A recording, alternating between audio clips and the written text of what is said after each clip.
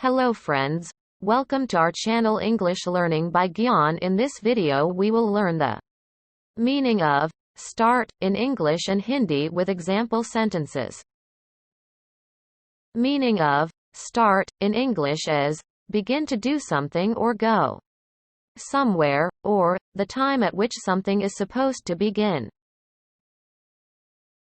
Start का हिंदी में अर्थ होता है शुरू, प्रारंभ, आरंभ, चालू करना या शुरुआत.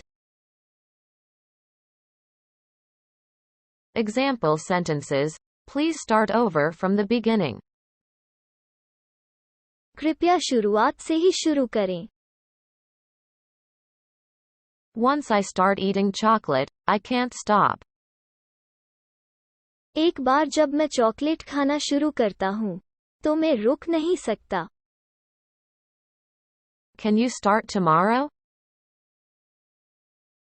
क्या आप कल शुरू कर सकते हैं? Has the movie started yet? क्या फिल्म अभी शुरू हुई है?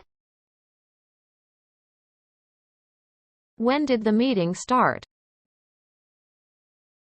बैठक कब शुरू हुई?